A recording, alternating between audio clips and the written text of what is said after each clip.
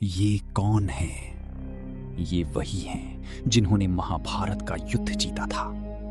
वो द्रौपदी जिसने अग्नि से जन्म लिया था, बर्फ में गिर गई। उसकी उंगलियां बर्फ को नोच रही हैं, लेकिन कोई उसे उठाने नहीं आया। ये कहानी 36 साल बाद की है, एक युद्ध के अंत से शुरू होती है।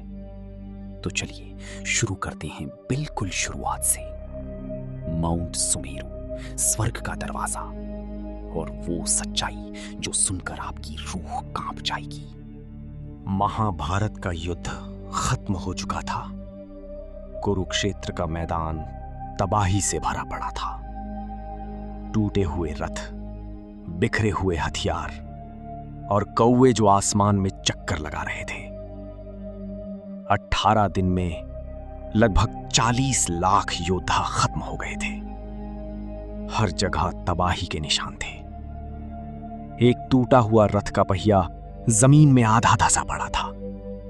कौरवों का झंडा उस पर लटका हुआ था और हवा में एक ऐसी खामोशी थी जो चीखों से भी भारी थी। और इस सब के बीच खड़े थे युधिष्ठिर, अकेले। जीत तो उनकी थी, लेकिन ये जीत जैसी महसूस नहीं हो रही थी, क्योंकि ये राजगद्दी लाखों अपनों के खून से भीगी थी।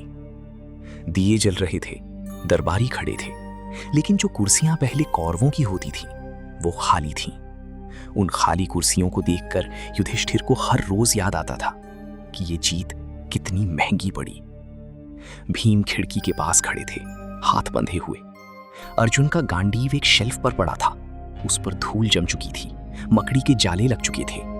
जिस हथियार ने दुनिया हिला दी थी वो अब सिर्फ एक यादगार बन चुका था। नकुल और सहदेव पैलेस की बालकनी पर खड़े थे। शाम ढल रही थी। दोनों भाई थक चुके थे, बूढ़े हो रहे थे, और उन्हें पता था कि ये सब कुछ हमेशा नहीं रहेगा। रात को द्रौपदी अकेली बाग में चलती थी, चांदनी की रोशनी में। उसका चेहरा शांत था, लेकिन उसकी आंखें बहुत कुछ कह रही थीं। वो सब कुछ याद कर रही थी। बहुत दूर समुद्र के किनारे द्वारका शहर अपनी पूरी शान के साथ खड़ा था, लेकिन अचानक सब कुछ बदल गया। पानी ने सब कुछ अपने अंदर समेट लिया और इस शहर के साथ एक युग भी डूब गया। जब ये खबर युधिष्ठिर तक पहुंची, उनका चेहरा बदल गया। आंखें फैल गईं, होंठ कुछ कहने के लिए खुले, लेकिन आवाज नहीं निकली, क्योंकि द्वारका का डूबना मतलब था कृष्ण अब नहीं रहे। पांचों पांडव और द्रौपदी एक साथ खड़े थे। सबकी नजरें जमीन पर थीं। कोई कुछ नहीं बोल रहा था, क्योंकि बोलने को बचा ही क्या था। कृष्ण थे तो सब कुछ था, अब उनके बिना सब खाली था। फिर युधिष्ठिर ने अपना ताज उतार दिया। धीरे धीरे आंखें बंद की, जैसे एक बहुत भारी बोझ उतर रहा हो। इस एक पल में उन्होंने सब कुछ त्याग दिया। सोने के कंगन, हीरों के हार, रेशमी कपड़े, अर्जुन का कवच, सब कुछ एक तरफ रख दिया गया। परीक्षित, अभिमन्यु का बेटा, अर्जुन का पोता, युधिष्ठिर के सामने घुटनों पर बैठा था। युधिष्ठिर ने अपना हाथ उसके सिर पर रखा।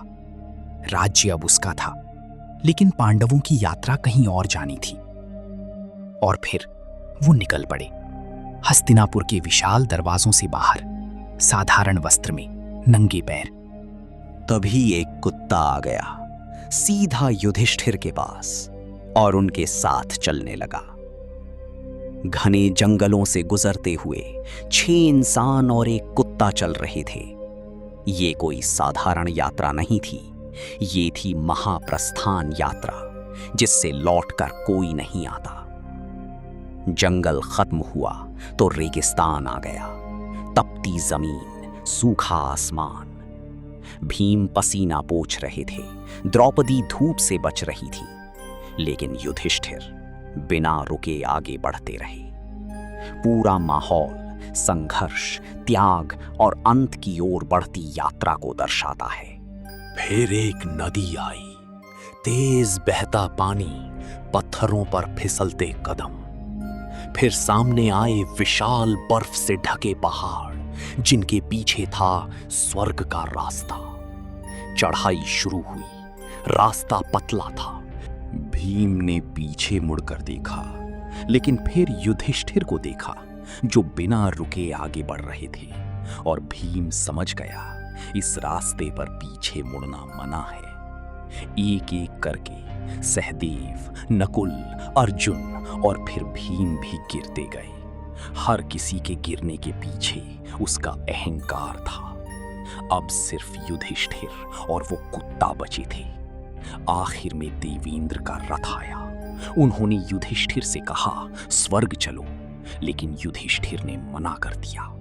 उन्होंने कहा ये कुत्ता भी मेरे साथ जाएगा।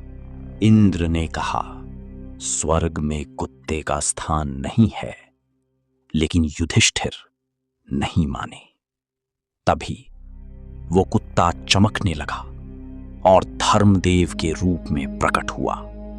उन्होंने कहा मैं तुम्हारी परीक्षा ले रहा था और तुम सफल हुए। फिर युधिष्ठिर स्वर्ग पहुंचे, लेकिन वहां उन्होंने दुर्योधन को देखा। वो चौंक गए। उन्होंने पूछा मेरे भाई कहां हैं? तब उन्हें नरक दिखाया गया, जहां उनके भाई कष्ट झेल रहे थे और चारों ओर पीड़ा और अंधकार फैला हुआ था। युधिष्ठिर टूट गए। उन्होंने कहा अगर मेरे भाई यहां हैं तो मैं भी यहीं रहूंगा। तभी सब कुछ बदल गया। वो एक परीक्षा थी। उनके सामने उनके सभी भाई और द्रौपदी दिव्य रूप में प्रकट हो गए। युधिष्ठिर समझ गए असली जीत धर्म की होती है। सोचिए, जब आपके सामने स्वर्ग हो और पीछे वफादारी, तो आप क्या चुनेंगे?